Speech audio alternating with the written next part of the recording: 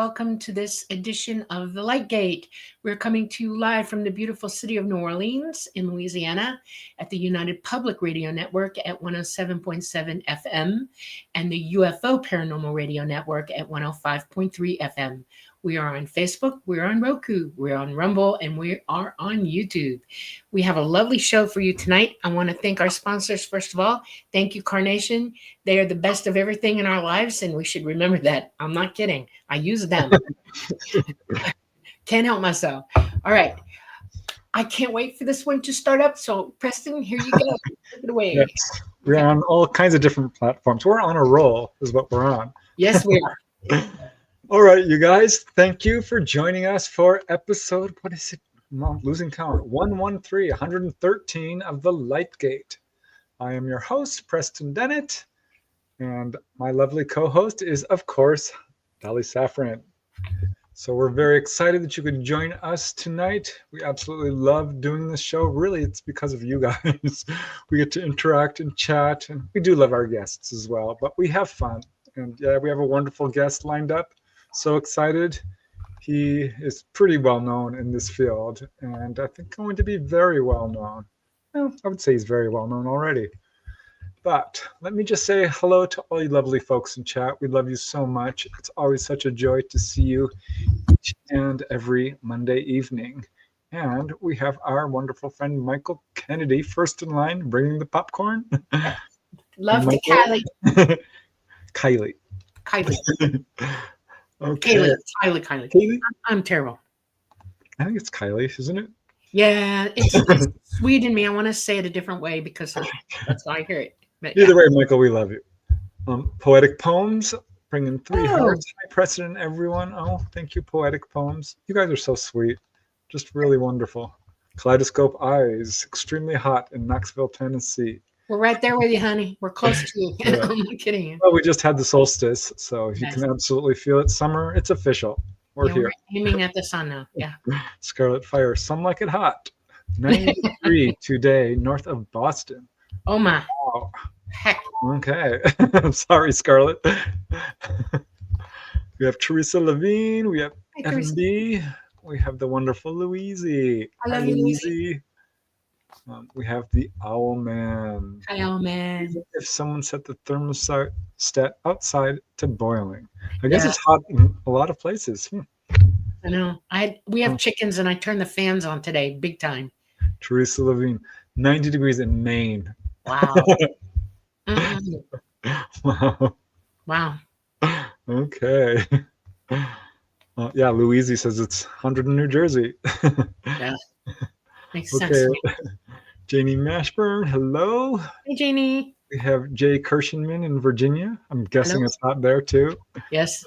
I think the entire northeastern United States, including part of the Midwest, is hot. You know? Literally. We're on fire. Okay. Who else do we got here?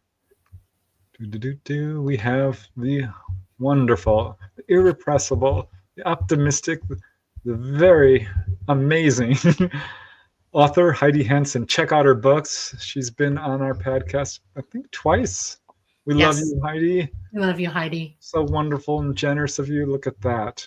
You are just amazing. Yeah, I want to hook you up with Chris Mathie. No kidding. Matthew. Thank you, Heidi. Very, very nice. And namaste. What can I say? Except we just love you. We really do. Thank you so much for your just goodness and generosity and for being here and really joining our group and making this a real family. So thank you. Patsy, my husband Henry is listening with me. Hey, Henry. Hi, Henry. Very cool. Oh, nice. Okay. Let's see. Who else do we have here? We have Jim. A large hello. Very large. Okay. Hello. Okay, I can't help myself. And Mikey bringing more popcorn. Yeah. I'm going to literally eat popcorn one of these days and just munch. I got some to make. I'm going to make it and we'll have it. Yeah. We have Debbie C. We have Bob Thorson. Bob, thank you. Bob. Thank you. So amazing. Really, really kind of you. Thank you. Sunny Burnett. Cool. Thank you. Also, here we have Star Orchid. Oh, thank you, Star. Another wonderful donation. Thank you, Star. Thank you, Much Star. love to you. And who else do we have here? I want to get through this quick so we can get to our guest. Cool and breezy in Spokane. Nice. Oh, glad for you. Very glad. No kidding. No should be. Oh, look, Michael Kennedy. Preston looks super cool in black. Does She he? said. Yes, he does. Yes, he does. Thank you, Michael. You guys are embarrassing me. But I Hi, had to Leah. pull that up. Hi, Leah. Yeah, very nice to see you. We have Vera Church in Charlottesville, North Carolina. Yep. Oh my goodness, 95. Yeah. 95 We're all degrees supposed out. to be even hotter tomorrow. I was looking at the thing and it's really going up. It is summer. What do you expect? No, this is unusually hot. Is it? Yes. Jay Hardesty. I'm eating watermelon. All right. That helps. Yep. Who doesn't love, especially if it's perfectly ripe? Yep. And cool. Vera Church. Oh, Love Heidi. Can't wait for you to come on again. Oh, isn't she amazing? yes. She's just such a beautiful, bright light. We have Christopher McLean all the way from Glasgow. Oh, Very cool. I'm going to look up Glasgow's on my list of locations to look up for my hometown episodes. It's coming up. We have J.R. Amadeus Schiffer. hi, JR. What's up? Nice to see you. And Janie Mashburn. Oh, Katie, thank you, sweetie. What a wonderful Thank you. donation. We love you too. Thank you. Thank you. You guys are just amazing. We have Wendy Parks from London. Hello. Every time I hear that name, London, I just want to go there. Got to get there one day somehow. All right, I think that's all the folks we have so far. We have Niche. Sorry. What's up, Mish? We have Stargazer. Hello. And Hi, I may have missed a couple of you guys, but let's get to our guest because I'm super excited. We are bringing on Chris Mathie. Here, let me put up the banner. It's up. There you go. Okay. So yeah, we're very excited to speak with Chris. We've both spoken to him before. He's a podcaster. We've been on his show. He's amazing. He's had an enormous number of really interesting experiences and has studied these subjects for quite a long time. So we're very, very excited to have him on. He is an explorer of all things fascinating and has had a lifetime of unusual experiences. He's the host and producer of Forbidden Knowledge News and producer and director of the Forbidden documentary series, and is actually currently producing his third film. The first two are these ones, Occult Louisiana, and the recently released Doors of Perception. You can find them on Amazon. Check them out. We do have all the links in the show notes, so you can find all of this stuff easily. But let's just bring Chris on and we can hear from him directly because he has a lot to share. Hello, Chris. Welcome to the Lightgate. Oh, Dolly, Preston, thank you so much for having me. Yeah, our pleasure. Absolutely. Yeah. Okay, our internet, was that, you cut out there for a second. I think we're good. Can you hear me now? Yes, we can. Okay. All right. Yeah. All right, Chris. Well, I warned you when we were in the green room before the show how I like to start the show, which is always asking our guests, what were they like as little kids? I see all adults as little kids. I can't help running around and collecting tadpoles and chasing after butterflies or whatever. I don't know. But yeah, I'm always curious, how people got to where they are today. This is such an unusual and groundbreaking, I think, field of study. So, like, did you have experiences when you were little? Were you skeptical? How did this all roll up for you to bring you to, where you are today, doing, being such a prominent figure in this field and putting out these films, and doing podcasting and researching? Well, thank you again. Thank you both for having me. I really appreciate it. And I have to correct one thing you said in the intro, that I had a lifetime of experiences, because my experiences, especially with what I would consider paranormal or the metaphysical or the spirit world, didn't really start until recently, until about 2020. But I have Wow. always been fascinated by the paranormal, by extraterrestrials, UFO, the unknown. It was something that I was extremely involved with as a child, meaning I would create things, I would make my own little films as a child, and always having these projects that involved either something paranormal or with extraterrestrial science fiction, things like that.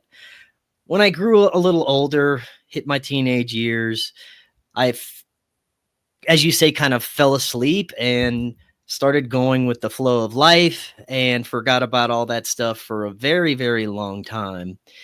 And it wasn't until around 2012 when I started to just get this overwhelming urge to start looking at this stuff again. During the time, it was a pretty tough time in my life. I was going through a divorce and seeking something else that I felt I was missing in my life.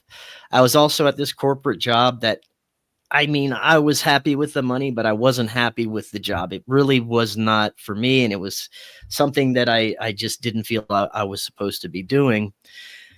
But around 2012, what's that? I know that feeling. Oh yeah. So I around would too. 2012, I started to get this overwhelming urge to look into these things again, and I started reading, I started listening to people's stories like you, Preston, and many others, and I started to just get so curious that, first of all, I tried to talk with my family and friends about it, but synchronistically, I grew up in South Louisiana, and a lot of the folks during this time, they really weren't into any of these things, and I was looked at as pretty much a crazy person. So I had to find some kind of outlet to share this information. I first started a YouTube channel, which unfortunately I don't have. Went through a little censorship issue in 2020, but started out as a YouTube channel and just started growing there. It actually, I'm sorry, it started out as a Facebook blog, and then I decided to convert it to a YouTube channel. When I did that, I wanted to start interviewing people and talking to people about their experiences, and also interviewing researchers and authors about all the topics that I was blogging about, because I wanted to talk to people who knew a lot more than myself. So started Forbidden Knowledge News. One of my guests one day suggested starting a podcast, which really changed everything for me. In 2016, excuse me, in 2016, I started the podcast Forbidden Knowledge News. I got with someone who is my now producer to help me set everything up, and it really took off from there. But there was a very pivotal event that occurred in 2020, which was my first, what you would call, spiritual, quote unquote, contact experience. And if I wouldn't have had that, I know I would not be right here where I am doing what I do right now, having a podcast and filmmaking as my career now. But that was how it all basically got started. That's amazing. I want to hear about that experience. I'm a little curious. Yep. Yeah, sure. So in 2020, I was actually getting out of another bad breakup, a bad relationship with my one of my ex-girlfriends.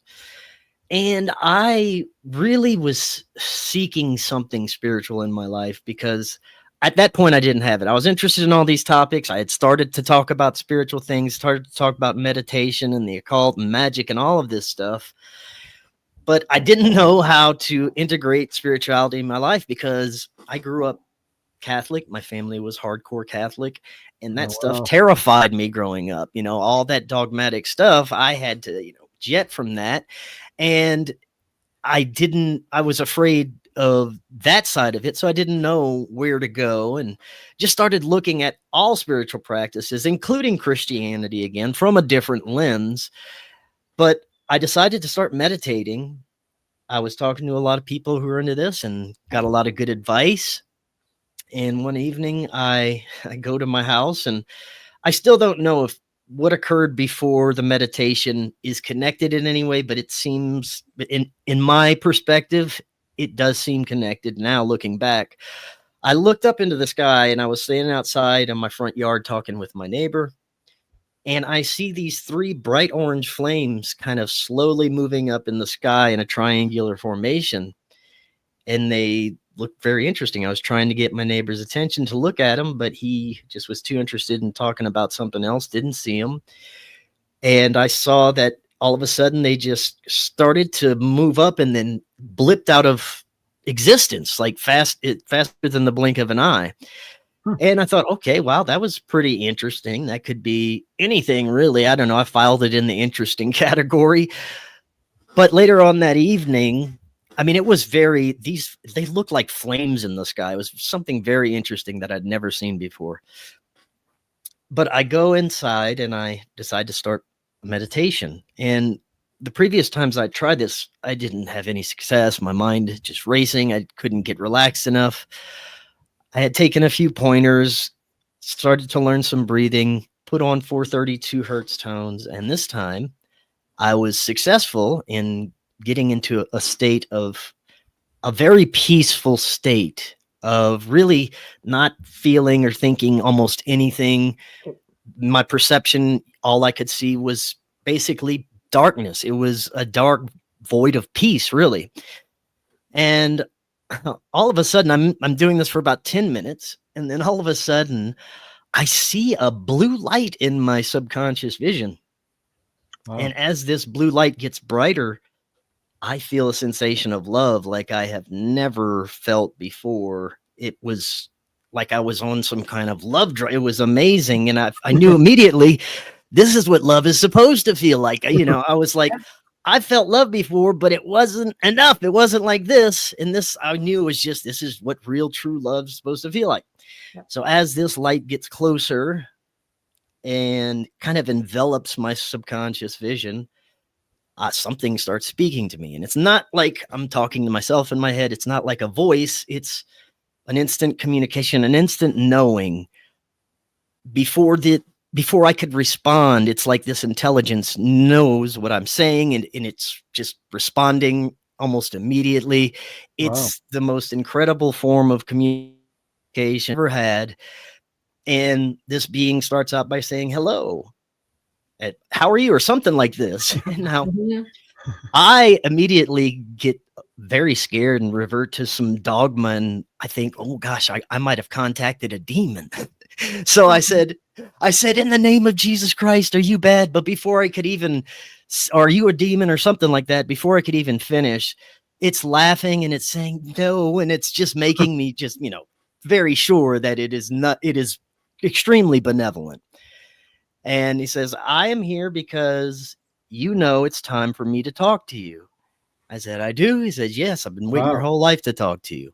I said, okay, well, what are you? What's your name? He said, you will never pronounce my name. Call me whatever you want. I said, all right, well, I will call you Laird. Laird was a name of one of my cousins growing up that I just thought was an interesting name, and it popped into my head.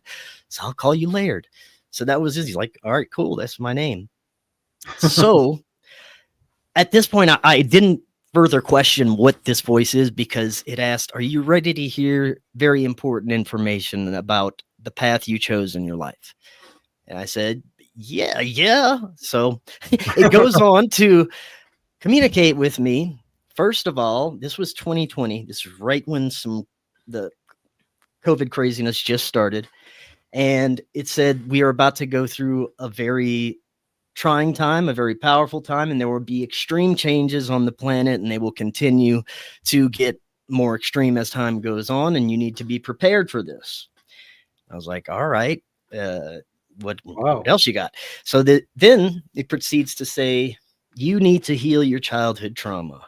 You need to get yourself into a good mental position. You need to start looking into things that could heal you spiritually. All these things about bettering myself and healing childhood trauma and getting into a better emotional and mental state, stop being in toxic relationships, all these things that were just things I was messing up on in my life. And it was basically bringing it to my attention. And also, it was very adamant that I quit my job and continue to what I'm doing already. But the thing that I am passionate about, the thing that I enjoy, the talk show. And I was like, I have no idea how I'm going to do that. At the time, I was making like $0 from anything.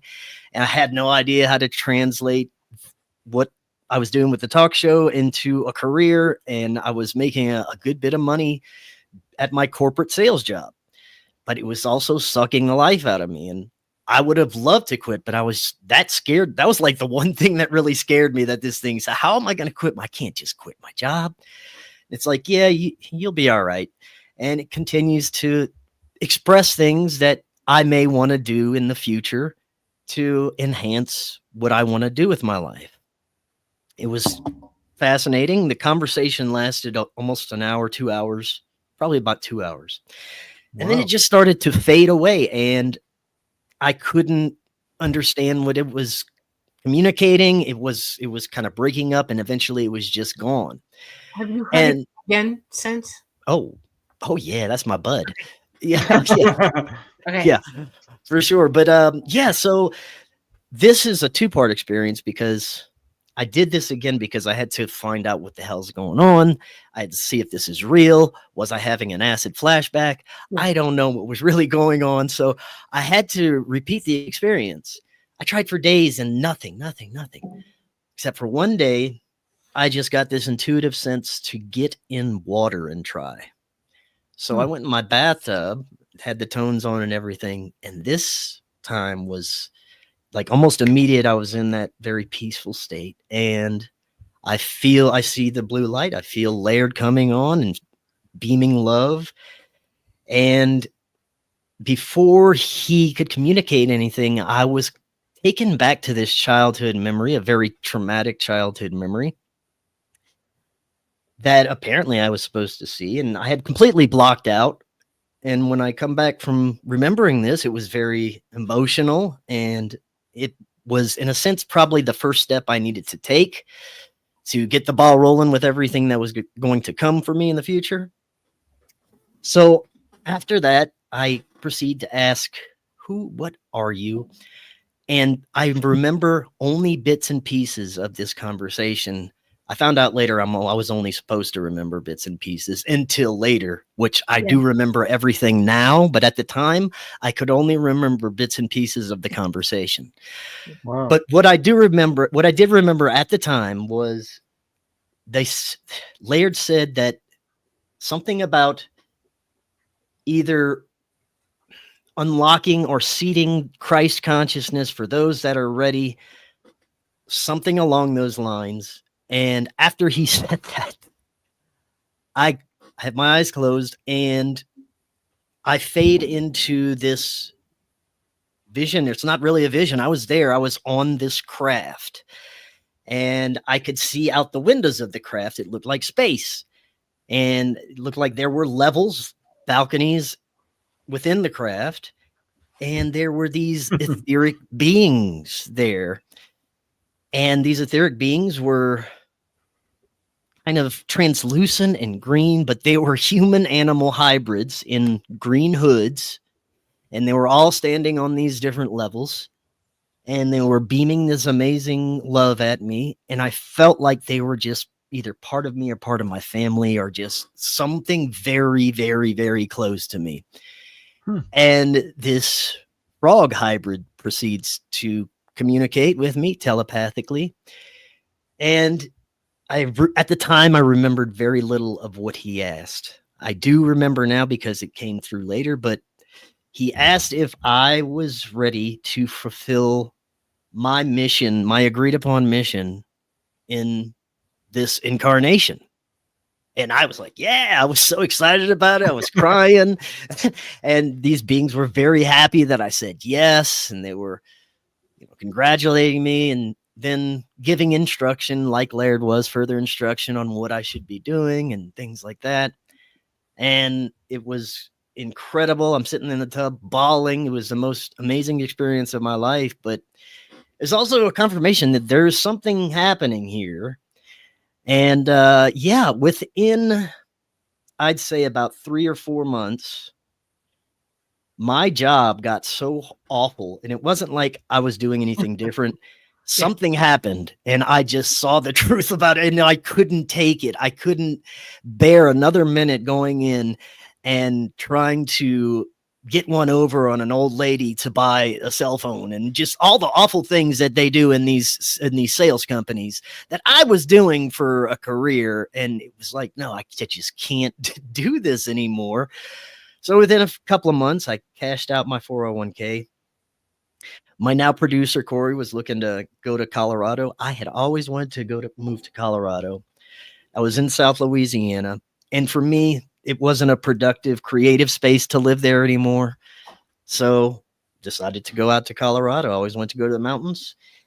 And we start the podcast full time. And it was terrifying because we have no money. We just winging a prayer. And we're working like 6 days a week, and we're starting promotion, doing all these things, trying to sign up with, sponsor here, somebody there. And it was, for a while, we didn't think we were going to make it, but a few months later, we end up looking at our revenue and we say, oh my, we can pay rent this month with our revenue. And then the next month we can pay rent and eat. So it just, it kept getting better and better. And and I forgot one of the most important things.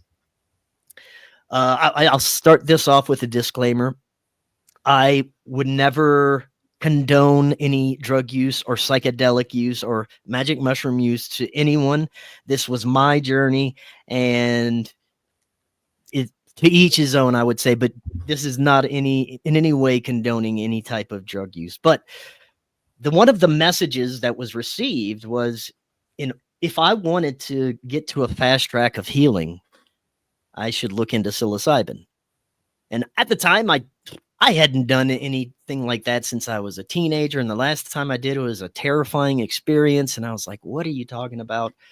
But little did I know, I moved to Colorado and the magic mushrooms are legal here. And I started growing them. Yeah. Because that stuck in my head. I was like, why not? Why not give it a shot? I took their advice on the other stuff. It seems to be working out. I'll try that. And that was the game changer for everything.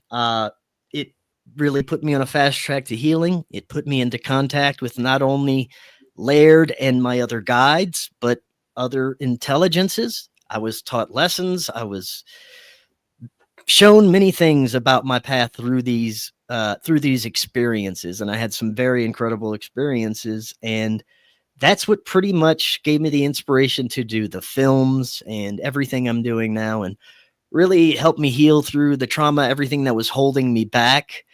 And like I said, it's something that was beneficial for me. And I really, looking back, I am grateful that I took the advice of these strange beings.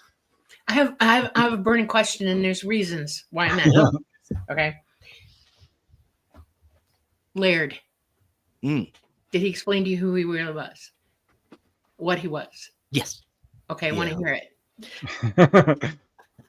It's interesting. So Laird has lived many lives, but his most recent before this was, he said, Arcturian. He is my spirit guide. He's one of my spirit guides. Okay. And he has been with me my entire life. He's just been, guiding and giving me little hints here, protecting me a little bit there. But as far as I know, that's who Laird is. That's interesting. What's amazing to me is, I was in a dead-end job that I did not enjoy for years. And when I got out of it, the doors just opened, and when the red carpet rolled out, synchronicities. And I realized once you start doing what you're meant to do, what you kind of came here for, things are so much easier. But 100%. It takes courage. It took, because I grew up poor. I did not want to live on the streets. It was terrifying. So I totally get where you're coming from with that. But how cool, how really wonderful it is when you finally aren't where you're supposed to be. So that must have been really gratifying. That's amazing. Yeah. I want to tell you something. I've never said this to anybody, not even Preston. So I'm going to say it to you. Really? Okay? Yeah. Talata, my my contact is a fifth dimensional non-corporeal being who has lived many lifetimes, as you say. He's been here, there, and everywhere. What you think of as Arcturus, the system of Arcturus, is basically in the direction of where his last lived existence was in our three-dimensional place. And people refer to it as Arcturus. He didn't never tell me that because I'm an astronomer, okay? And he knows I know better, okay? But Right. I point in that direction to everybody. I tell them this. Funny thing about this guy, this is his thing. He directs people where they need to go. He's big on that. And you use 3 sentences that immediately let me know we might be talking about the same guy, because he is always worried. He's always worried about me. He's known me my entire life. He's known me before I existed in previous lifetimes. He knew I was coming through now. He is my number one guide. Okay. He's with me always. I can contact him at any second of the day or night. He hears me constantly. He is, and he pretty much guided me through my existence, keeping me from making stupid mistakes from a very early age. I had the pleasure of knowing him practically from birth. Okay. Wow.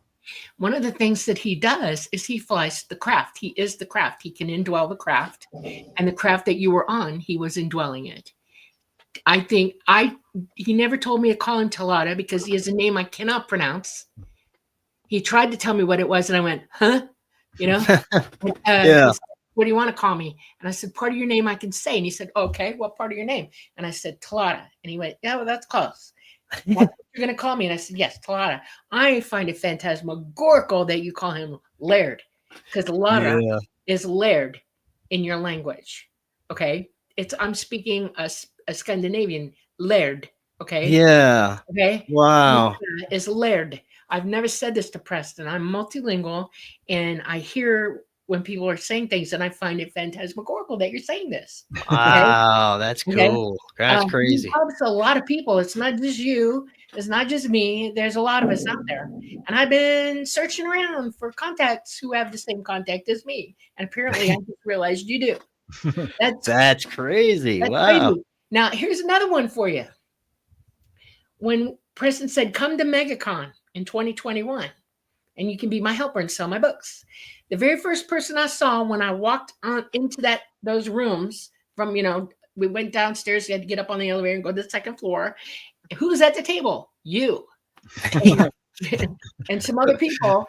And I'm like, I can hear Todd in the back of my head, that one, watching. Okay. And I've been watching you ever since. Literally watching you ever since. And I'm kind of sitting here. I've had a weird day already. Okay. I just met another one earlier today who we talked about earlier. No kidding. Okay. Who are definite contactees for real. You're the real deal. I know that for sure. You are the real deal because you got way too much information that only a real okay. You're right there at the top of it.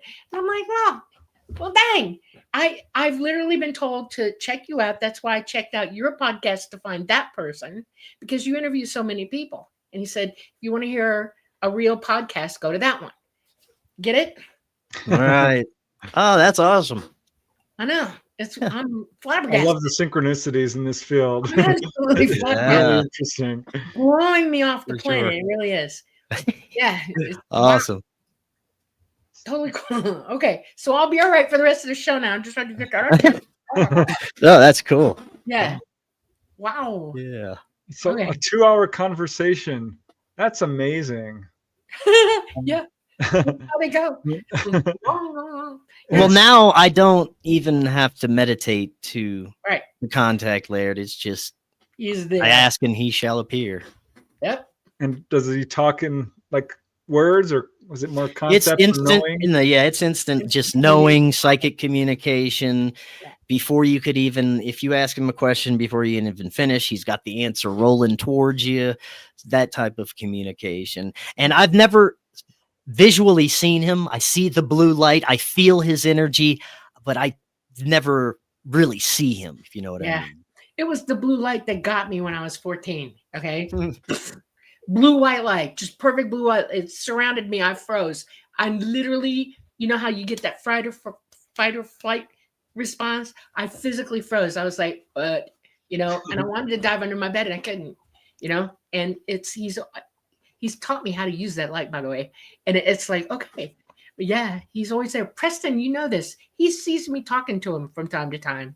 He'll interrupt conversations I'm having with Preston to interject through me. I think we all have this ability. It's just, working towards connecting to it. And you did it through meditation, which is the first thing I always recommend to people. Meditate. Yep. Now, how do you make contact? Meditate.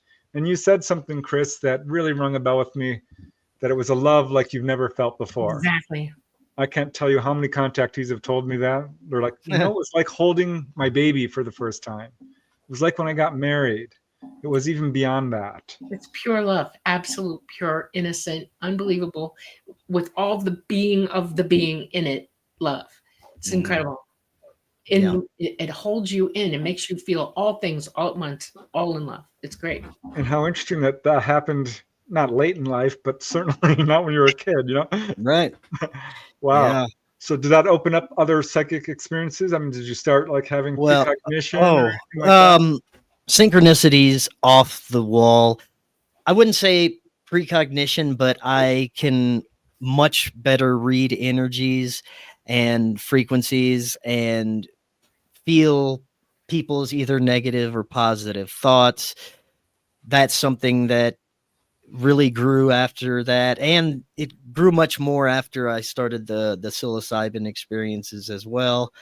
But mainly learning to follow synchronicities, learning to listen to the communication of things from the universe, random numbers that appear, people that will say certain things at certain times, certain songs, a bird, all these things that are subtle forms of nudges or communication that let us know either the next step we have to take in our path or give us vital information somehow.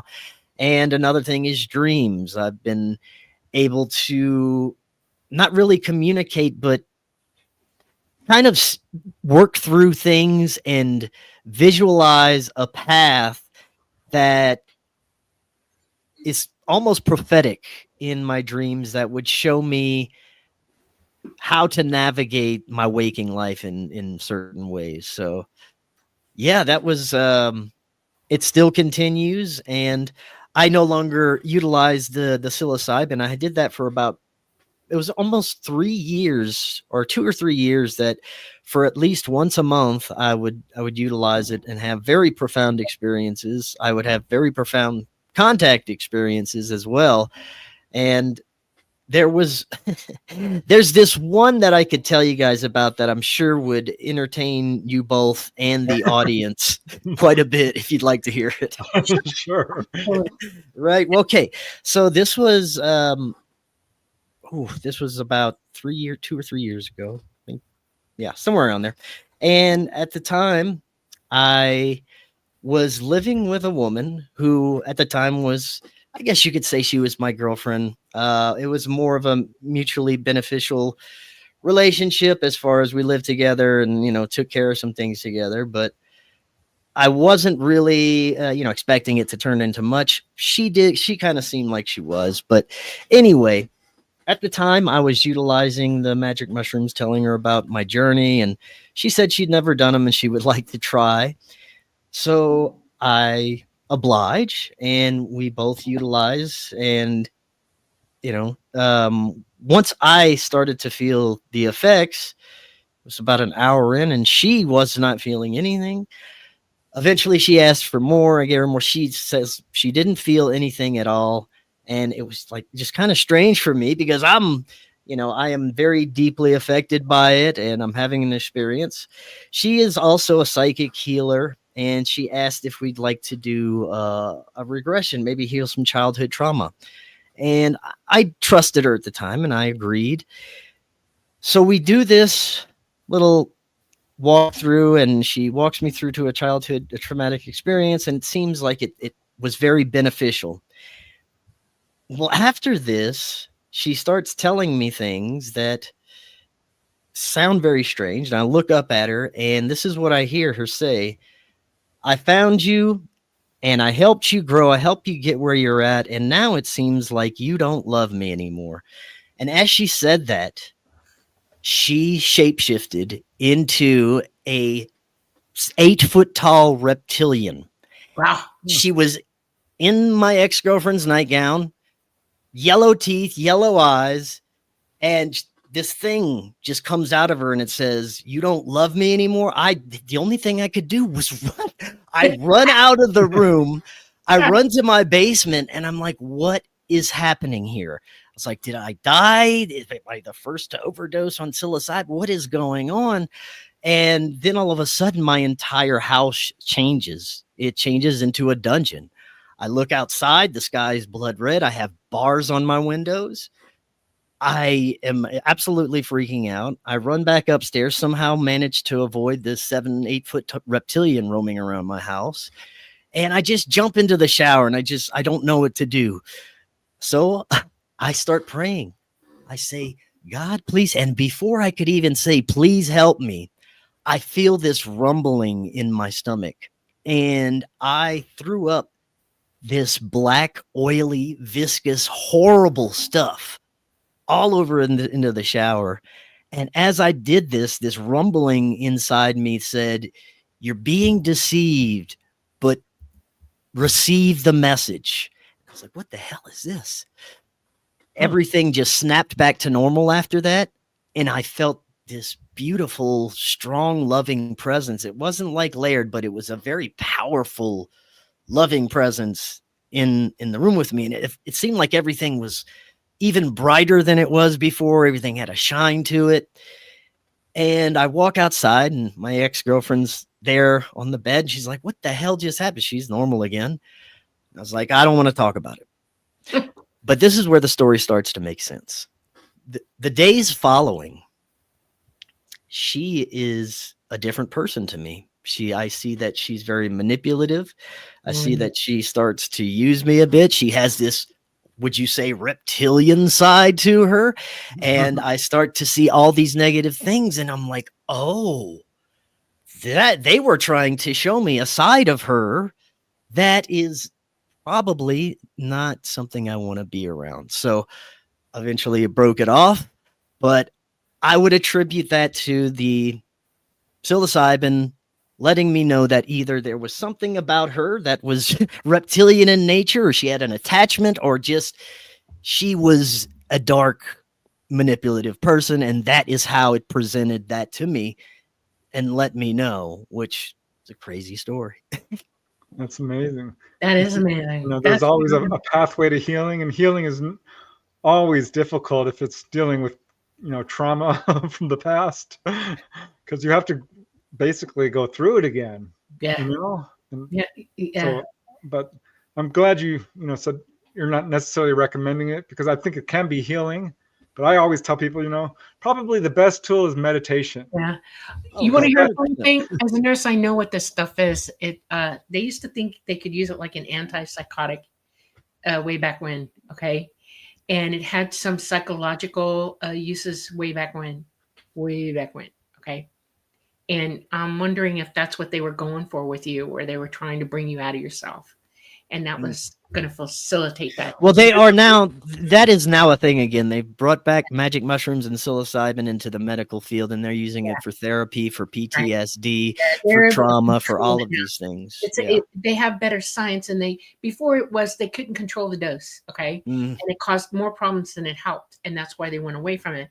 But with the technology they have now they have much more control over that, and it's considered an antipsychotic. So.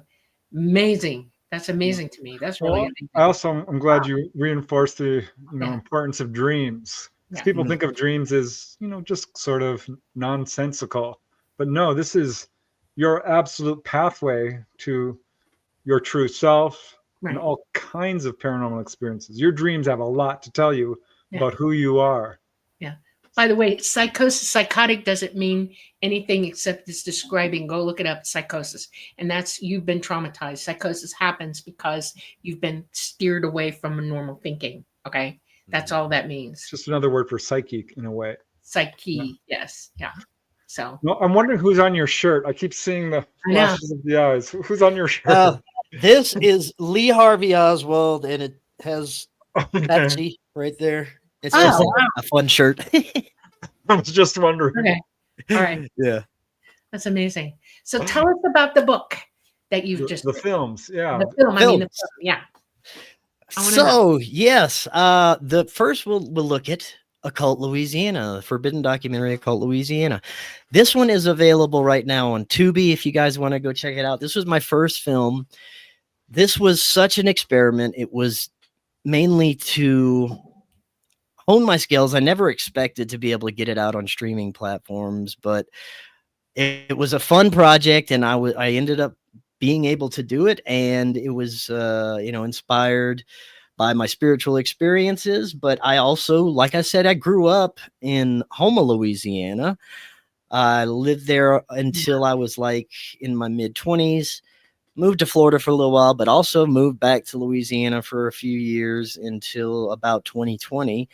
So I spent most of my life there, and I was always fascinated with not only the culture, but the energy and the paranormal phenomena that permeates the area and the amazing, incredible history. Right. So I decided, why not have my first film be about something that I'm somewhat familiar with? And, I'll start working with it. So I took a trip back to Louisiana. I got this film made 2.5 years ago. And I moved back. I didn't move. I went back to Louisiana for a couple of weeks to shoot and to interview people and to get footage. And it was a really fun trip. And the film focuses on, like I said, the rich hidden history of Louisiana. We have a section about the JFK assassination. You're just asking about Lee Harvey, a little synchronicity there. The planning that occurred in New Orleans, that's what we focused on. And then we shift to things like pirates, Jean Lafitte and his Yeah. his ventures. Yeah. I grew up in Miami. I know all about this. Oh guy. yeah. And as well as we get into voodoo, a little bit of the voodoo history with Marie Laveau, that it has such a rich and powerful history surrounding it, and it's still everywhere you go. Of course, you go down the French Quarter, you have 1,000 voodoo shops and things like that. But we talk a little bit about her influence on the things, and then we go really far back in our ancient past. I had Dr. Gregory Little on to talk about the possibility that what we understand to be the mounds, the mound builders, these mounds that we find across the United States or across the planet that are mysterious, but they have alignments with celestial properties. They seem to be ceremonial in nature, and the construction seems to be somewhat advanced on some of these. Although they do just look like mounds nowadays, they just look like little hills. You excavate them, and there's a lot of artifacts and properties and things that let you know that there's much more to these things. And Dr. Gregory speculates that it could be from a very ancient civilization over 12,000 years ago, possibly the same builders that may have been the precursor to the Great Pyramid builders, that could have been a global civilization, maybe an Atlantean civilization. And the other part about that is they find these giant bones consistently in the mounds. Yeah. Yes. All over Georgia too. Yeah. Yeah. This is so interesting to me because I had no idea how much information and evidence there is for giants on Earth. Yeah. And it blew me away. Well, the thing about that is they had in your mainstream newspaper articles during that time, they would tell you, oh, we found these really large skeletons about 6-7 foot tall. And that's all they tell you. But if you just go and look in other newspaper articles around the United States, probably South America, you'd be finding information of them finding 8, 9, 10, 15 foot tall giants consistently. Yep. And they would come pick up by organizations like the Smithsonian, and you'd never disappear. Yeah, well, it was delivered. And it's so interesting because a lot of them have 6 fingers. Yeah, these weird details, or double sets of teeth. Yeah. These just kind of really consistent but bizarre details that, you can't make this stuff up. Yeah, and what's really weird is when they started pulling everybody's genes and doing genomes and figuring out everything, they found that they were related to them. Literally related to them. We've got their genetics in our bodies. Yeah, that's what we speculate. Was it just a group of humanoids that were large. Was everything much larger during that time? Yes. Could it have been an outside extraterrestrial hybrid influence? Who knows? There's so many possibilities that it could be. So yeah, I had Dr. Gregory Little on to talk about that. And then we get to some of the phenomena that is unfolding now with one of my friends, Scott Pace, and his experiences with Bigfoot and Dogman. Now with extraterrestrials, they've evolved. But Scott Pace is fascinating. He's just your regular guy. He's a hunter in his mid-50s, married, just normal dude, doesn't do drugs, doesn't drink. He was never interested in any of this stuff until one day when he was hunting. He would look through his scope of his rifle and he saw this massive 8-foot tall man covered in hair, black skin, black fur. But not only that, walking alongside him, and he swears there was a 7 or 8 foot tall werewolf, dogman, what we call Rougarou in Louisiana. And Rougarou. Yeah, Rougarou. And they started communicating telepathically with him. The dog man was angry and telling him, "You better get out of here. You point that gun at me, I'm going to come and kill you and rip you apart." And then he hears the Bigfoot. He could tell which one was which somehow. And the Bigfoot saying, "No, he's not trying to hurt us. Just let him leave." And he hears his voice say, "Leave now." So he's like, "All right." And he just jets out of there. And he says he turns around and he looks and there's about 2, 3, 4 other creatures, massive creatures, just following him out, making sure he's gone. And ever since then, he's had some crazy experiences with not only that, but even ghosts and spirits, extraterrestrials, different types of elemental forest creatures, all kinds of things that he's just open to now that started presenting themselves after this experience. It's pretty insane. Yeah. Isn't that weird how something opens the door and then all of these experiences follow? Yeah. I have never heard of a Bigfoot and a Dogman together. That's crazy. I know. Wow. But I do know that people talk about Bigfoot being telepathic. And I'm trying to remember if there are Dogman reports of that too. I think so. Yeah, there. But how interesting is that, man? Who would have thought that, Wolfmen are real? All this time they slid under the radar, but then what's that lady? She did the Beast of Bray Road. Yeah. She really started to popularize it, and people were like, "Well, yeah, I've had that experience." I got 2 reports of Dogmen, and kind of I put them on the back burner because I didn't know what to think of it. I wasn't hearing any stories of this yet. So I'm glad to hear that you covered that. Yeah, the Rougarou lore is huge in Louisiana. That goes back for a very long time. It's been part of the culture for a very long time. And it mainly plays to cautionary tales, religious beliefs and things like that, French Catholic beliefs. But it's mainly part of the lore and, like I said, cautionary tales. But people have had plenty of experiences with these dogmen creatures. Some terrifying, some not really anything. They can see it. It sees them and nothing really happens. I've heard of one, and my friend Tony Merkel was telling me about this. This guy and his dog was out in the woods, and they come across this 8-foot tall werewolf dog man, and the creature grabs his dog and unfortunately kills his dog right in front of him, but he allows him to run away. And the next day he, found his dog was still alive, but he was not well. He had to nurse him back to health, but pretty crazy stuff. Debilitated. I know Bigfoot and dogs don't get along, so it doesn't surprise me. That's insane. I think that would scare me if I were to see an 8-foot dog. Because I've had some ET stuff and it wasn't scary to me, but that I think might actually scare me. Oh yeah. I've seen dogmen that look like Horus. Okay, met them on board craft, literally, and it was enough for me not to. I mean, it was completely curious. But I did not. I walked warily right by them. Okay, just stopped to look at them, and one of them lifted a jowl and kind of gave me the teeth, showed me. And I was like, oh. And I just kept on walking, just looking at them the whole way, almost fell down trying to get by them. They were huge. You're right. They're like 8 feet tall. Okay. And they're powerful.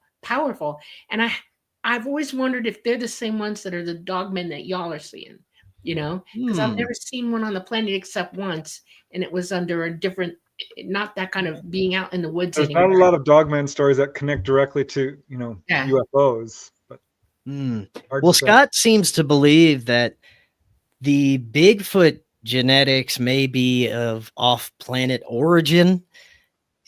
Apparently because of the communication he's had with some of the beings.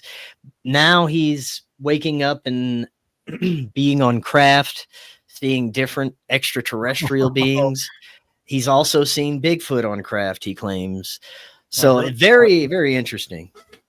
So here I'm going to pop up this question since we're talking about, Occult Louisiana. Linda Catlett is asking about voodoo. What is voodoo a real thing? What are your thoughts on that? Well, I guess it depends on if you believe it's a real thing or not, but many people do, and there seems to be effects in people's lives from it.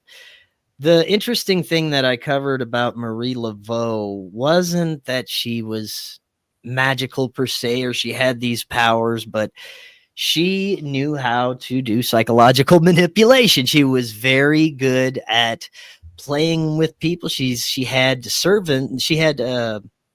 friends that were servants of the rich people that would tell her things that would give her an upper hand and allow her to go serve the rich people. And she knew secrets about them, which allowed them to get one over on them.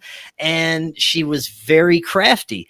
Also, she had a beautiful daughter that when she died, her daughter took on her name, and they thought that Marie Laveau was just living forever.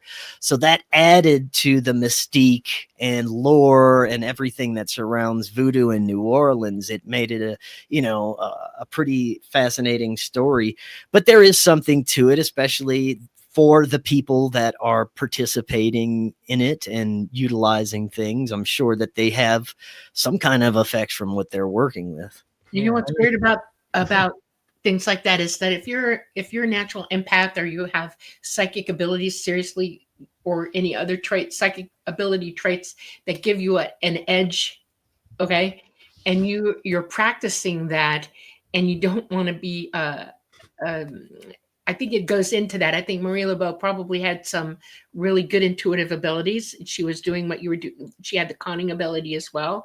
And that's what happens. And they can create, as you said, an aura around them where you believe it's true. And then you become affected by it that way. And they can nail you with it and turn what you believe in on yourself. That's a gift for some people. And I think that's what voodoo is. It's practicing that gift, Interesting. Yeah. Vulnerability issues, and it's crazy. Most of the time, I realized growing up, when you're really psychic and you know stuff about people, I had to learn to be very careful what I said, and I can understand how psychic people have been accused of being witches, or what I'm saying, minions of Satan. Well, there are people who swear up and down voodoo is real. I mean, because they've had experiences. You want to believe it, you can. I grew up in Miami, so voodoo's down there as well, okay? And I had a daughter of somebody who was a voodoo priestess come after me in high school, and she went into our classroom the very first day we were in class, and she stood up and announced she was a voodoo witch, okay? And and if anybody got in her way, she would hex them. And I'm just sitting there trying really hard to be inconspicuous at that point because I know better. And she zeroed me in seconds after that, tried to come after me and stuff. And I just said, you don't want to mess with me. You don't have any power over me. Please go away. She found out why later that was a bad idea to keep coming after me. And I'm not going to tell you what happened, but, I managed to make her understand that I don't believe in you. You have no power over me. And but that's what's true about it. And it helped some of the kids in our class watch me defend against her, and they took the same attitude, and she couldn't have any power over anybody after that. And but yeah, it's amazing what you can do with mind. the mind. We do it to each other every day. Heck, you watch TV every day. You're being messed with in your head. Yeah. You know, Oh, yeah. That is the mind vulnerable. control box. Right. Yeah. So I'm going to pop up another question, which I don't know if you can answer, but all questions are fair. This is from Groucho Trout. I've never heard of this guy. I have not either. Michael Bertio. Buddha No. Gnosticism. Voodoo. No, I don't know. Yeah. Well, we'll have to look that up, Groucho, or maybe Yeah. you can tell us a little bit about it. Yeah. But yeah, certainly Louisiana they're steeped in that tradition of mysticism. It seems Mm. like each state has their own little special creature too. You know what I mean? Yeah. Every Yeah. area.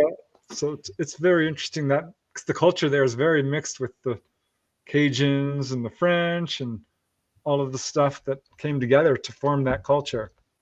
It's very cool. 100%. So, Yeah, must have been the a very- energy there is something too. It's very different than any other place I've been. Once you get to a certain depth of the South in Louisiana, it feels different. And the swamps have this certain type of energy. And I always say I dare someone to go try and camp out in one of those swamps outside of New Orleans for an evening, because I don't know if you'd be able to do it. There's some creepy stuff that you hear and feel, and you never know. Did you ever cover the ghost aspect of all of this in there? Yeah, we talk about hauntings a little bit in the French Quarter, the residual energy that may have been left from the pirate influence and things like that. But we mainly just focus on the cryptids and Scott's experiences with that in the Rougarou. Okay. Wow. That's cool. How do you spell Rougarou? Rougarou. Okay, ROUG. All Okay. right. Just like No, it's I'm gonna look it up. I guarantee it. Well, 5 minutes after this show ends, he's gonna be on the internet or finding a book somewhere. Okay. I just find this stuff really interesting. You know, the etymology of it and how it evolves in our culture. And, you know, because all of this stuff has a seed of truth to it. People aren't just making this up out of pure whole cloth. They had an encounter with something. 100%. Yep. Oh yeah. But yeah, that's basically Occult Louisiana. You can, like I said, you can find that on Tubi right now. Cool. And then Doors of Perception. That one just got released on Amazon Prime. I'm super excited about this one. I love the title, by the way. That's a very catchy title, Doors of Perception. Yeah, it's loosely based on Aldous Huxley's book, but I really cover something. I'm sorry, Dolly, what were you going to say? Who did the artwork? I love it. That's from Johnny Larson. He is a great artist. He does work for people. He'll make you art pieces. He does his own work. If you search Johnny Larson, you should find his work. It's great. That's totally cool. Yeah. Okay. So Doors of Perception is an exploration of consciousness through dreams, altered states, paranormal contact experiences, extraterrestrial abduction experiences, near-death experiences, and like we were talking about earlier, synchronicities, how there all seems to be these profound connections, and they all seem to intertwine and overlap with each other. And we explore that. I had some great authors and researchers and experiencers on to give their perspectives, and I tried to get as many different perspectives as possible, because it's an exploration of the nature of reality as well, and perception. Each of us have a different perception, and I believe our perception will heavily influence the nature of any of these experiences. If we're in a bad state of mind, if we're in a negative state, we probably might attract some negative stuff to us, and those experiences will be perceived in a different way. And it starts out with, exploration of dreams. I had sleep paralysis experiences. For me, these were terrifying experiences. I had Vicki Joy Anderson on to talk a little bit about sleep paralysis. And then we get into a little bit more exploration of dream shamanism, things that you can do to have prophetic dreams, to get information from your dreams. And that kind of slides into the altered states, which we talk about the benefits of things like magic mushrooms and ayahuasca and what's happening with those movements right now. And then we kind of shift over to the paranormal side of things with extraterrestrial abduction experiences. We had Karen Wilkinson on. She's had some rather negative experiences her entire life. I wanted to get that perspective in there. And then we shift over to people who question the possibility of the true nature of this. Could it be strictly psychosomatic?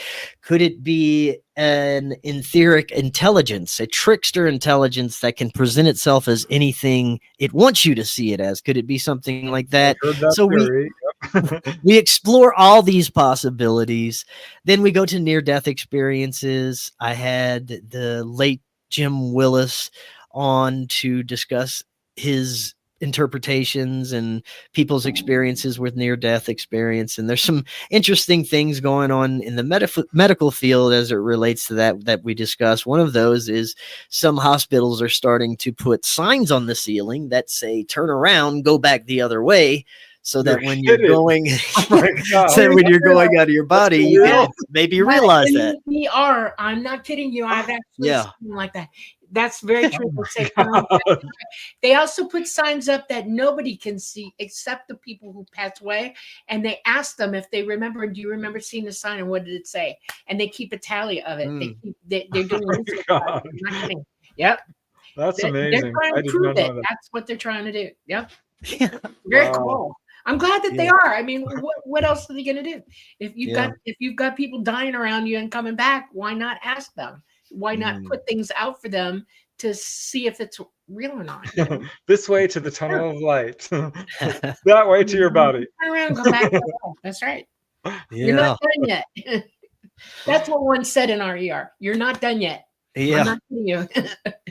Oh my gosh. So that sounds really interesting, Chris. That's exploring a whole variety of topics. Yeah. To sort of bring to did you come to any like conclusions about the nature of reality? Well, we came to the conclusion that there's much more to our reality than we could ever know, but that's as far as we could ever really get. But I am going to be doing a sequel to it. It's going to be called Crossroads of Consciousness, and we're going to get deeper into not only what's happening with the psychedelic industry here in Colorado, because it's a huge movement. We're going to cover a bit about that, but we're also going to cover what could be going on with the negative side of this, possible weaponization of things like psychedelics, MK Ultra, a little bit about what happened there with psychedelics. And then we're going to shift. And then we're going to shift back to some positive things, some more connections with people's contact experiences, and a little bit more about my own experiences, and kind of try and weave it all together. And maybe by the second one, we might have a little bit more conclusion. But, you know, I think there are some things that are just remain a mystery, and they should be that way. Well, the universe itself, I mean, let's face it, just being alive is a mystery. That's what keeps you asking questions, right? Yeah. If there's a mystery out there for you to find, that's an example. It'd be boring. Exactly. You have to keep looking. Know all that is knowable. And there's always something, always something that you don't know. Always. So it's cool. It's awesome. It definitely sounds like you're doing what you enjoy doing too. Oh yeah. Yeah. This is been just a culmination of everything that I've been working with and interested in for all these years. Yeah. I started writing books on UFOs because I wanted to know about UFOs myself. I really wanted to know. So I think that's ultimately what we are all doing, is kind of trying to, find information for ourselves and then share it with others. Yeah, I'm really excited about what's happening with independent media and content creators these days. Right now, we have more opportunity than ever. I think the mainstream entertainment field is not what it used to be, and people are looking for something different. People are looking for real entertainment, real information, and real experiences from real people. And that's what things like this are providing people. And I'm really excited that it's growing. And, from what I understand, this is, going to be a very rapidly growing field for a long time, as long as AI don't take over everything. So. Oh, No. which is an honest to God problem. You heard what happened in Hollywood. They wanted to AI all the actors. I Just know. pay them once, and No. you don't have to Yeah. work anymore. We've already got you. No, that's not okay. Yeah. Crazy. It's really crazy what's happening with all the fake stuff too that they're trying to put out with It's out there AI. heavily all over the place. Yeah.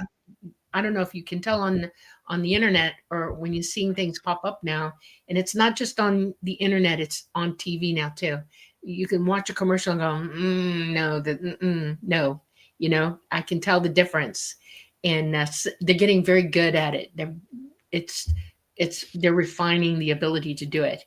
They're able to talk for people without their permission, Yeah. and Yeah, that scares okay. me because they could basically, do an awful lot of control with that. Mm-hmm. Yeah. It's interesting Training time. it's training people to believe the animation of it instead of the real thing, and that way instead of seeing realness all the time, all you're seeing is their construct. That is, what do you call it? The matrix. They're creating a matrix of reality that is not real, and it's scary, So have you had any personal experiences with ghosts yourself? No, I haven't had any ghosts or, I've seen any UFOs. The only what I would consider paranormal experiences I've had were the sleep paralysis experiences. Those were in my mid-20s and mid to late 20s, and they didn't happen all the time, but there was a period where it was happening for like a month straight every night, and I couldn't go to sleep, and it was terrifying. But those experiences were very scary because, first of all, I was paralyzed, and then shadow people would start to appear and walk around my room, and I'd see people in the other room, like not just one shadow person. It was like a party of shadow people just hanging out, and the experiences would get more intense. Eventually, I'd start to hear like these loud banging noises on my ceiling as these shadow people were getting closer and closer to me. And the noises would get louder until I'd get so scared I would just make myself pop out of the experience. I've had sleep paralysis myself. I know it's disconcerting because like, who are these people? Instead of people 2-dimensional instead of 3-dimensional.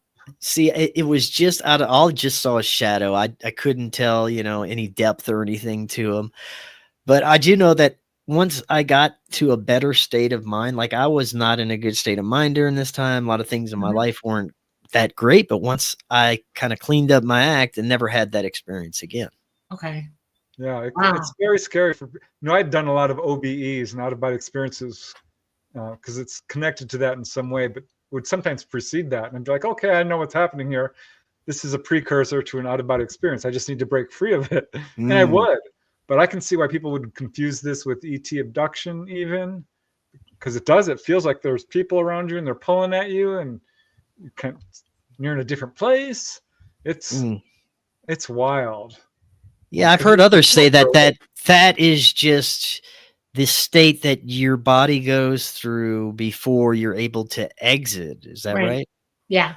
Yeah, it's the vibrational state. You feel it. It's almost electrical. You can feel tension from it did feel like that. Yeah, I at the time had no idea about any of this stuff, and I'm seeing figures. Like, trying to do it naturally, and it freaked you out. Oh my goodness! Have you tried to OBE since? Have you? No, I have not. No. Well, I tried, but very unsuccessfully, and probably not to the extent to where I need to have any success. Okay. Yeah. Yeah, it does take a lot of effort, I think. You have to really want it. And time. And if you had a weird experience with it, it might be holding you back a little bit. You might be thinking twice about it. I don't think it had anything to do with the sleep because now I can separate that and I would know what was happening. It's more of a patience thing. I'd either just fall asleep before it would happen or get frustrated and, nothing would happen. So I want to pop this comment up because we were asking. Groucho Trop mentioned Bercho. He's from Chicago, different from New Orleans.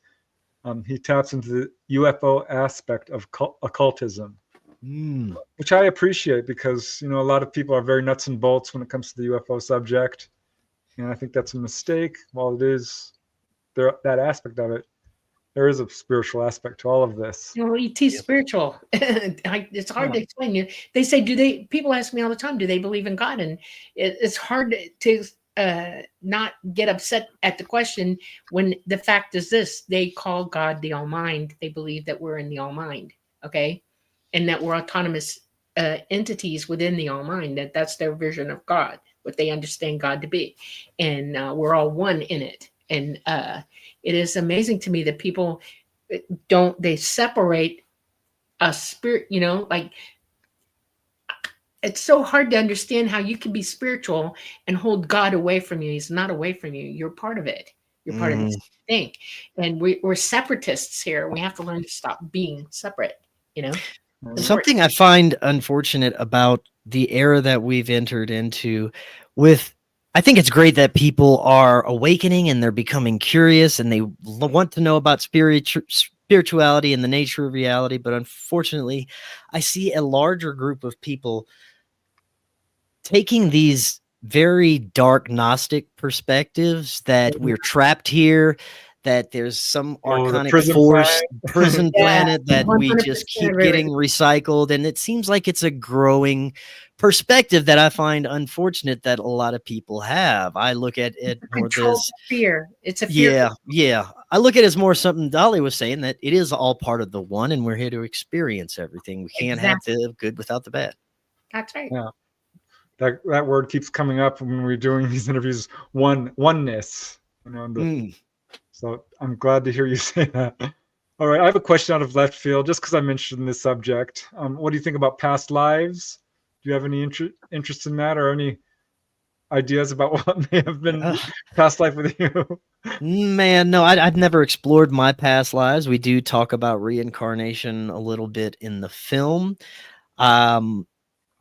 It's one of those things where it's hard to understand, because many will say that everything is unfolding simultaneously, that our past, present, and future is all at the same time. And it's just a hard concept to wrap your head around, although I have had experiences through my meditation, through other experiences where I've gotten glimpses where I feel like I was in another life, and images that seem to be from different past lives, but I couldn't guarantee any of that. I haven't had a regression or anything, but I think it's highly likely that yes, we are experiencing multiple lifetimes. Yeah. When every place you go that you're physical, okay, that's a lifetime. And when we pass away from here, we go back in the source, the oneness, right? And you can live anywhere in the universe you want to, and it's a straight line. People say that that time can be altered. No, it cannot.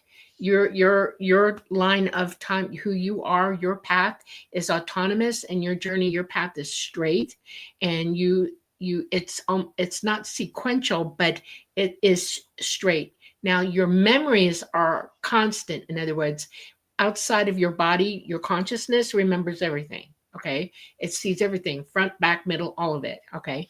But when you're in the third dimension, we're subject to the timeline here because we're gravity heavy. We only perceive time in a straight line. We don't, you can have memories of behind you. We'll talk about perception, right? You can speculate in front of you, but you only live every second to second to second, right now. Okay. It is possible that you can be born and exit and then hang out for a long time and then come back into the physical realms, in a body indwelling many centuries later, where you just hang out in source and just refuse to come back for a while.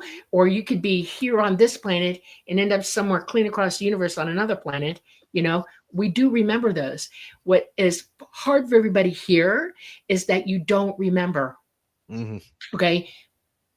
People have gone to extraordinary lengths here to separate you from your ability to remember. Okay.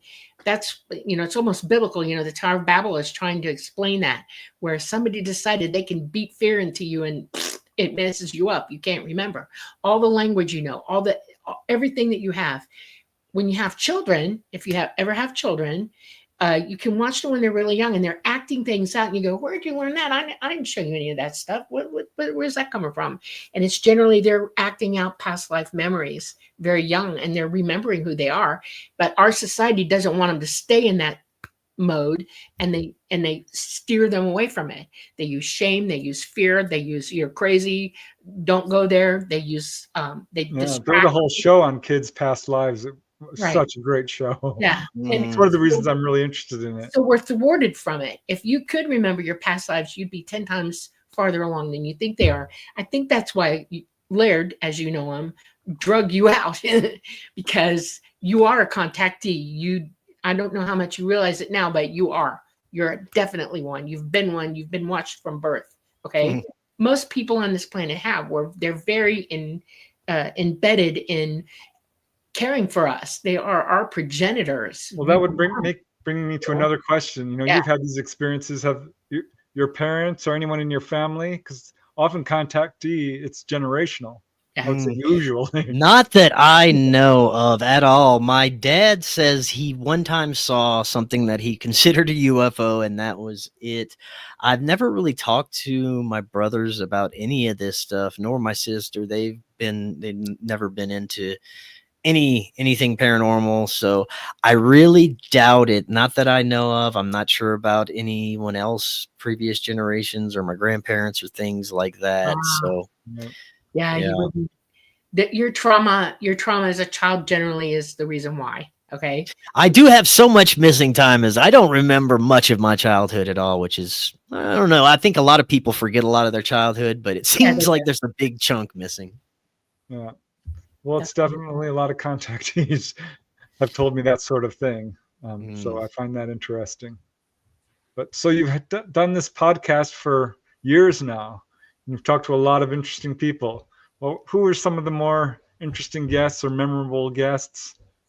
That's a difficult question. I know. It is. I don't think I would be able to tell you some of them, the most interesting guests. I'll tell you this, though. Every day is an absolute blessing because I get to talk about things like this and be able to make a living from it. And not only that, the best part is I learn something new every single day from a different teacher, a different researcher, a different contactee.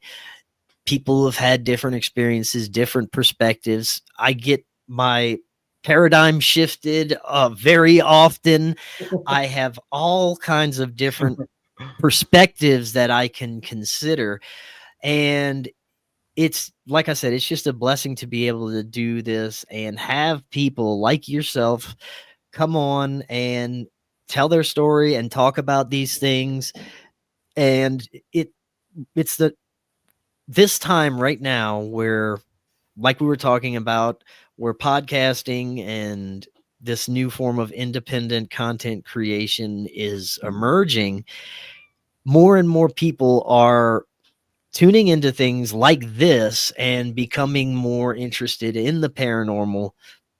And I'm just feel blessed to be able to be a part of that awakening process and, be able to add whatever insights I can bring to the table. Yeah, it's really cool. It's starting to bleed into mainstream media as well. It's like we watch Jeopardy a lot, okay? And all of a sudden we're hearing paranormal questions on Jeopardy that we never heard before, actual ufology questions, and they know the answers.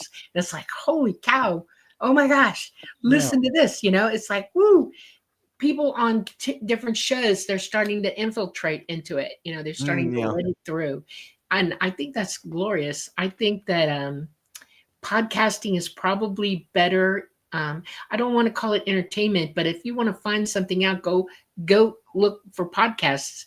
Google, something in that area, and you'll find somebody talking about it. It's like we got teachers everywhere, all over the place. And they're on top of that, there's such bad information online, so much misinformation, so many things that could lead you down the wrong direction. Talking to a person one-on-one, especially the person that wrote that book you're talking about, or the thing that you're interested, they researched that very thing. to me, that's an amazing thing to be able to get it from the horse's mouth. Thank you. And not only that, discuss it with them to get Yes. further insights into it. And Exactly. that is like a beautiful way to get information for me. I know. Let's face it, when it comes to television, the bottom line is money. They're not after spreading out the truth. Yeah. They're really just trying to pay the bills. Yeah. Which I mean, I get to a certain extent, but doing this format gives so much more freedom. Yeah. You get to explore what you want to explore. Yeah. So I love that. Yeah, it's a great thing. Here, I want to pop up another question here from Barbara Gibbs. I suppose we can all answer this one to our best of our ability, but she's asking, how can I get my guides or late relatives to communicate with me? Because it's amazing, Chris, you have a real connection that a lot of people are looking for. Well, for me, it just started with a desire to connect with something. I wanted to find a spiritual path, and I think part of that was putting the effort out there. And I believe that by me actively going and meditating and looking for something, it was a signal to Laird, to my guide, saying he's ready.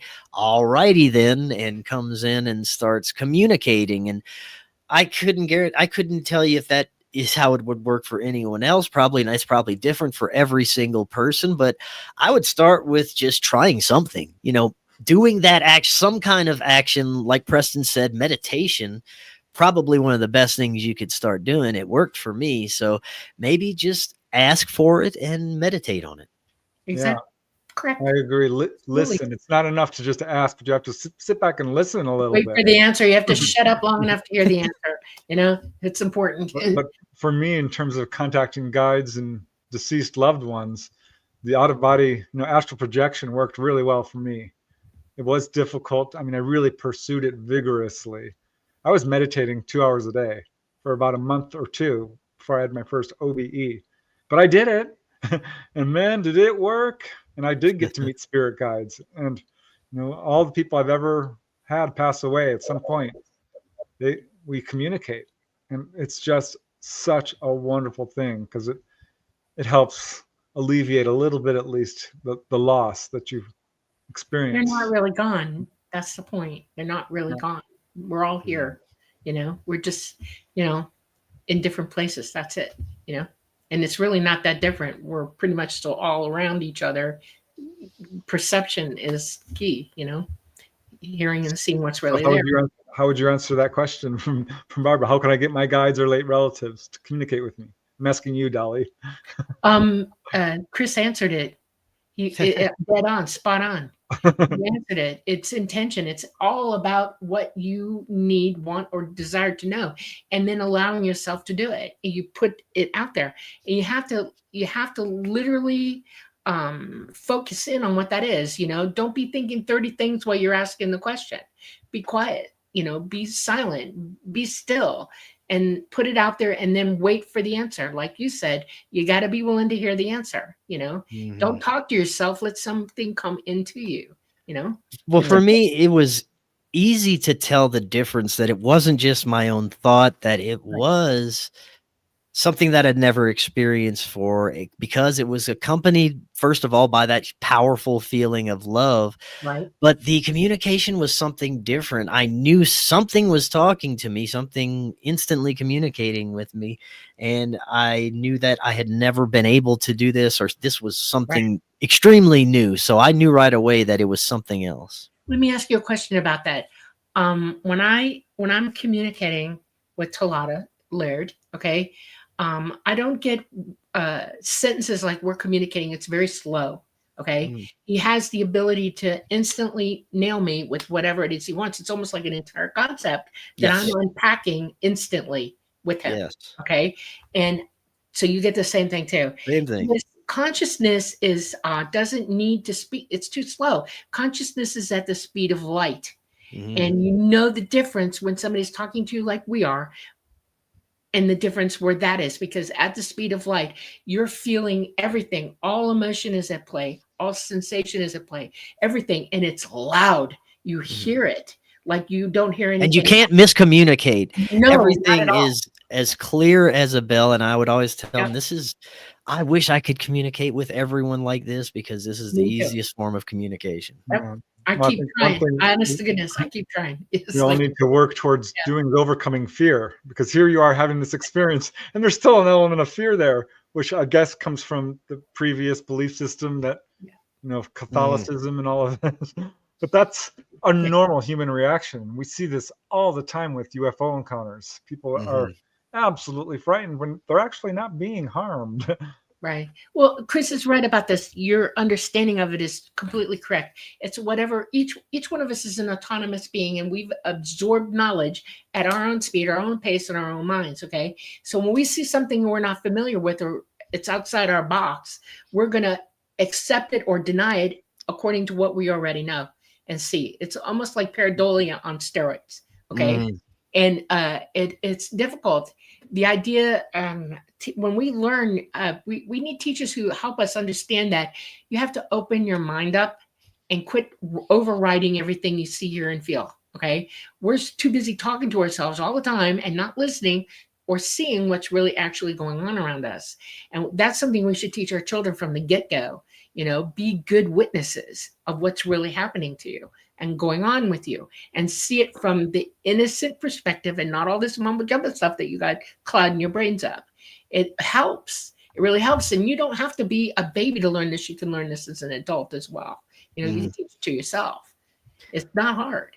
Yeah. Something else I experienced during some of my vision quests, some of the most powerful psychedelic experiences, is I might come across an entity that seems very malevolent, evil, maybe even demonic. It appears as this nasty thing, but it's apparently a representation of something else that I need to work through. It is an intelligent entity, maybe a thought form, or what you'd call an egregore, but I would have to communicate with it and face it face to face. And there were different techniques. I'd either have to give it love or ask it certain questions, but it would transmute into something beautiful. It wouldn't be that evil creature after I worked through whatever the representation this being was of either trauma or some kind of negative thought form that I had. It would transform into, it would show me what I thought was its true form, this being of light that would envelop me, and then it would reintegrate itself, and it would no longer be a traumatic experience. So just wanted to throw it out there. I believe, like what you're saying, sometimes we can perceive these things as negative entities, but they may just have a lot more information that they're trying to portray, and we don't understand it yet because we're in a bad place. Exactly. This is exactly how people who are having nightmares, if you turn around, you confront the entity, the monster that's chasing you around, you can identify it. Sometimes it's there to teach you a lesson. I learned the lesson of not being afraid by having exactly that happen to me. A malevolent, what I consider the worst malevolent being there is, started chasing me around all the time. And my great grandmother said, tell it that you have the ability to stop it. It's within you to do that. You don't have to take that at all. You have a right to your peace, and you need to, make sure it understands that. Tell it to stop, go away. I'm done with you. Be gone. And I finally had enough of it, and I turned on it, and I said, I'm done with you now. This is it. Nope. Guy, go. And I broke off something in where I was and held it up against it and said, I'm no longer afraid of you. You now need to be afraid of me if that's where you want to go with it. Okay. And it went, and it was gone. And I learned later that that's a lesson that taught me not to be afraid of anything, that I am a being, that I have autonomy, and I have the right to peace and love and everything, all knowledge and communication with everything, and to move through it. And there's nothing that can get me. This is not I'm going to get you situation. Go into it. And that's the way I went right after that. Yeah, and I'm not saying that there aren't negative intelligences. I do believe that there are energetic negative intelligences, maybe what you would call demons or something like that, but they are these life forms that feed off of fear and energy. And I believe they can attach to people and cause them mental health problems and things of that nature. Yeah. But I think that is what we're talking about when we're talking about these malevolent spirits or beings. It's a choice. They make the choice to be that way. I want to bring up this question because this is exactly what we're talking about. This is from Groucho Trout, and UAP Exist Tony has a follow-up to this question. How do you vet the intelligences you're communicating with? And UAP Exist Tony says, exactly my thought, Groucho. How can we be sure the bad military folks aren't exploiting telepathy? They are exploiting. Yeah, that is something that you should probably be concerned about. That's probably happening. Yeah, well, in my own personal experience, I've encountered entities I'm not so sure about, but you use your own discernment. You know, you look at things like, does this feel not good? By the way. Are they trying to manipulate me in any way? Yeah, everybody's psychic, okay? Don't kid yourself. Everybody has psychic abilities. And we know when we're being loved and cared for and cared about, okay? There's a huge chasm between those two concepts. When somebody has bad feelings toward you, you know it. Even here, you know it. You know when somebody's mad at you, they'll demonstrate, they'll talk, they'll say things, come at you physically or whatever. An entity is the same way. And those malevolent entities with malevolent thoughts give themselves away immediately. It's not hard. You can almost smell them coming. It's like, no, trust your own intuition. But what about these government folks? Because if they have psychotronics, I guess.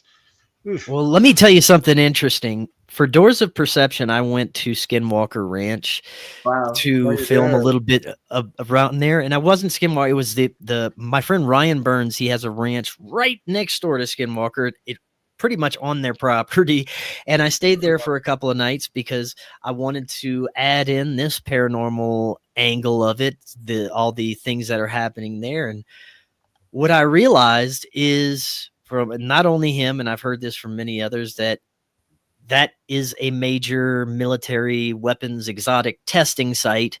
And much of what people are experiencing out there is that they are testing some nasty things out there. Exactly that. Yeah. UFOs, UAPs, but not only that, frequency weapons. They can make people hallucinate. They can make people sick.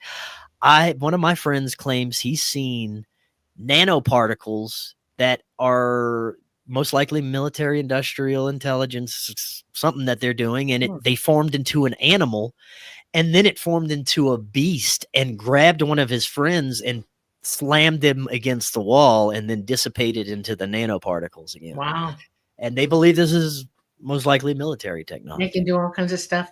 Every single military base has that technology to thwart you out of it. Okay, having been in the military, I know this for a fact. If you're getting too close to something, they don't want you around, they will scare the dog out of you. And they have millions of ways to do it, including making you see, feel, hear, and think things that aren't coming from you. They can do it, And I agree with Groucho said. If you vibrate on the level of love, the love beings will come to you for the most part.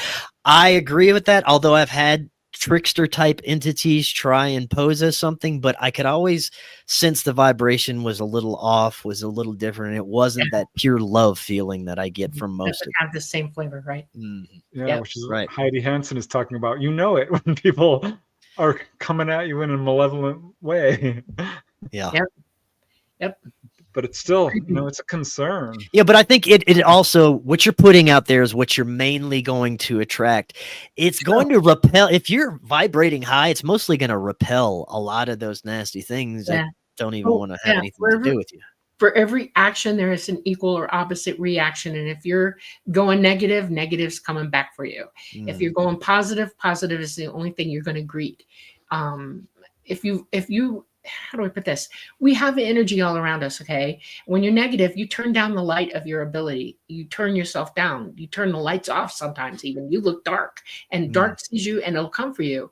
If you're using your mind for happiness and light and love and all that, you burn really, really brightly. And those shadowy, weird kind of things can't come at you. It's too bright for them. They won't come near you. It repels them away. And we have to understand that we have the energy ability of that. We really do. If I say no, no is no. And if I'm happy, bad things can't come at me because I'm happy right now and I'll see you for what you really are. You know, Mhm. it's weird. I've never experienced anything that I didn't have ultimate authority over Exactly. in the bigger picture of everything. I was Exactly. always able to, take control of the situation and either banish it or whatever needed to be done. Exactly. Yep. Yeah, you just have to have faith in your own power because we Mm. are. We're ultimately autonomous, as Stolly likes that word. I do It's too. the truth. It's absolutely the truth. Nobody can take you away from you. You are you, you Mm. know? And even though we're all part of one thing and we're all in it together and we have communion with one another in it, we're still individuals and it's autonomy. It's autonomous. We have the ability to command ourselves and decide for ourselves what we're going to learn or not learn or how we're going to present. And it's important to remember that you become a slave if you stop thinking that way. You start following something that you shouldn't. It takes you over. Chris, when you had that experience, what did he say when Laird first introduces? Now I'm ready to tell you your life path, or are you the way you He- I put it? don't know what you're about. Yeah. Yeah. He's well, when Laird first met, he's like, "Oh, I'm ready. We're ready to communicate. I've been with you your whole life, and you are ready to receive the message," or something like that. That's so And then the intense. next one was all the entities, all the guides that said that I believe, will I accept my mission that I agreed upon in this Yeah. incarnation? Yeah. Something along those I lines. got that. You know what they did? They were proud of me for waking up. Okay. I mean, I went to extremes to just wake up one day. Okay. I was like, I'm done. This is nuts. I'm either crazy or this is real. And I woke up and they were damn proud of me, damn proud of me. And Talata literally said, it's time we have to talk now. And he did ask me a little bit differently because I'd been with them my whole life. I remember them. Okay. And he said, what do you want to do with your life? Where are you going with this? He offered me a moment to possess myself and think this through. Okay. And when I decided what it was, I put it to them. This is what I want to do. And they said, Mm. okay, let's go there. And that became my mission, my path. And I was told point blank, if I choose this mission, I have to go through with it. It's a responsibility on my part. It's sacred almost. You have to be 100% invested in it, employed in it. And I was like, okay. And I gave them my honor bound responsibility toward what I wanted to do. And I did it. I went through Mm. with it. It was hard, hard. And Yeah, but ultimately you did it, and that's yeah, what Arvo is saying right here. yeah. Your own Chris is sovereignty. doing it too. He did it. He followed it. He decided he went through the path. He wasn't I want you to realize that you weren't really told. You were just given a window into what it was you were really wanting to do. You knew you Yeah. wanted to do it. You were already trying to practice it as a very small child. They knew that. They saw it about you. If you're a little kid and you're trying to like do things and make things and Yeah. communicate I was things, writing stories when I was a little boy. yeah, they know from your infancy practically who you are, what you are, why you are. And he just gave you the little leg up that you needed. They were waiting for you. And finally, apparently you were ready.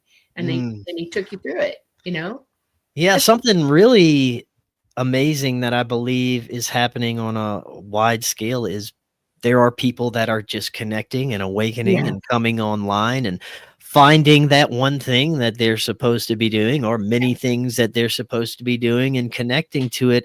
I've met more people that have just really began their life path within the past few years than ever before, and it's an increasing number. I think this is really our time Yes. to take Absolutely. back sovereignty and be the ones that usher in this new type of era, because things are coming to light. We're starting to see how corrupt a lot of the ruling class is, all the bad things that are Yeah, happening. But what do we do with that, right?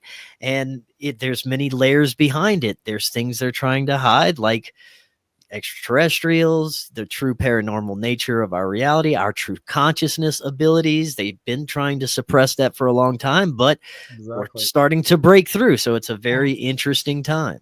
What Yeah. you want to know how what happens, what turns the tide on all this? The more people who wake up and the more we all realize what's real and what's not, we stop believing them. We stop doing what they tell us to do.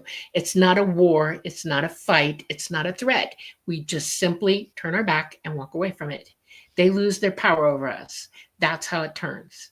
Absolutely, that's how it turns.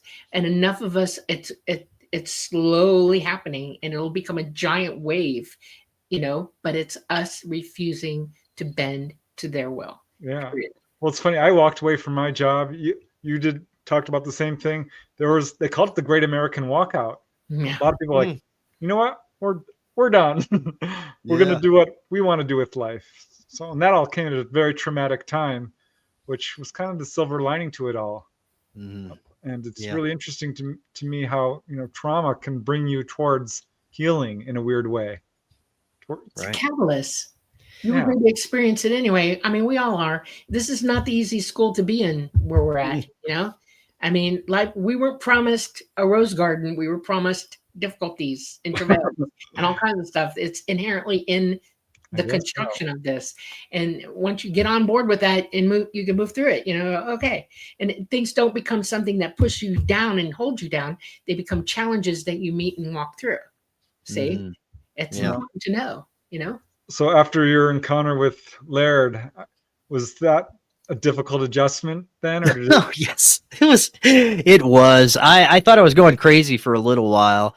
And then when things started to get really horrible at my job, and I'm thinking, look, I'm going to be forced to quit anyway. What am I supposed to do? I was going through a pretty dark night of the soul, you could say, during that time.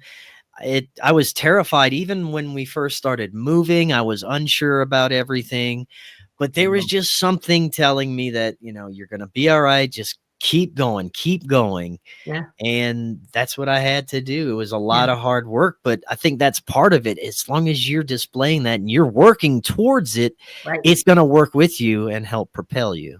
Yep. I was still nursing, and I was getting tired. Okay. And I wanted to do something else, but I didn't have, when you go through that, you spend all that money and all that time to do it, you kind of want to keep sticking with it, no matter how it's inherently a tough job anyway. And I've learned to see things a certain way, because I got a job at a place in Chicago. I was living in Chicago at the time. And my first day of duty after introduction, all that, I went to work. I was walking to work, and I saw a fire happening far away. And I'm like, oh my God, what's on fire?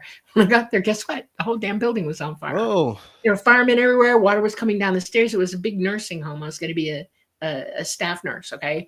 And the fireman came down, and I said, where is everybody? And he said, oh, we moved them to other places. And I said, oh my God, I just started this job. And he said, well, there's your sign. You don't have a job anymore. And I went, there's your sign. And I started looking at everything that way after that. It's like, when things are turning and I'm supposed to pay attention, there's your sign right there. Yeah. You know when you're on the right path, because like I said, things get easier. And if you're on the wrong path, you're battling it. You're all the way. Don't do it. Yeah. Here, I want to pop this up from Groucho Trout, just because this is very simple words of wisdom. Attention equals power. Yeah. I would add that intention, as well. Yeah. Very cool, Groucho Trout. Our attention is also currency these days. Right? Yeah. So, yeah.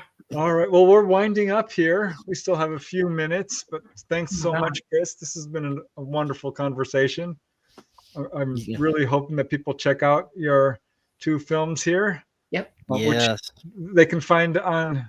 Occult Louisiana, you can find on Tubi, you can find it on Roku channel, and a bunch of other streaming platforms. Doors of Perception is exclusively on Amazon Prime right now, but it should be on the Tubi and some of the other streaming platforms within a couple of months. And we really appreciate you guys go and check out either one of the films. If you watch Doors of Perception on Amazon, leave us a positive rating and review. We really appreciate that. It helps. And it also helps with production of our upcoming film, all the support and love. So we really appreciate that. And we are starting production within a couple of weeks, but I'm actually working on two projects. I'm working on the sequel to Doors of Perception, Crossroads of Consciousness. I'm also working on my first full-length feature film. It's going to be a sci-fi film.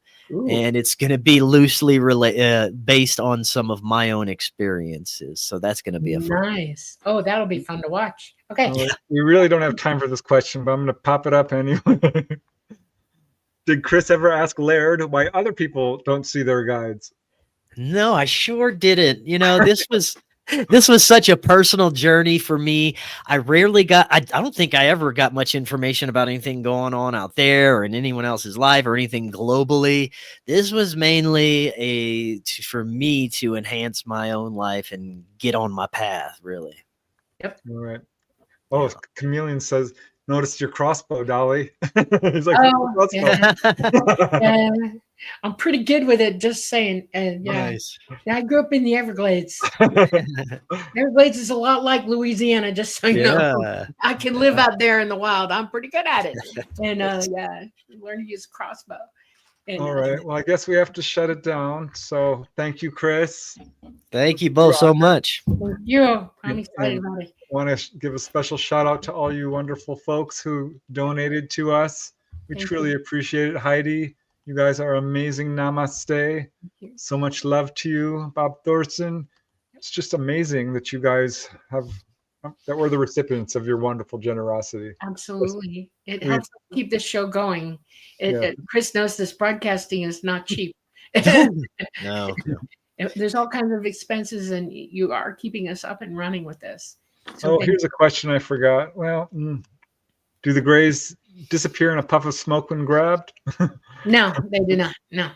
No, and our paralysis is us. It's all us. Your fear paralyzes you solid. It's you, not them, you. So. All right. Well, I guess that's it. It's time to take us out. But thank you, everyone. We love you so much. Thanks for tuning in. Remember, we will be in chat. And Chris, if you have time to be in chat when the show airs. Oh no. Yeah, we're live time. What am I thinking? Oh my God.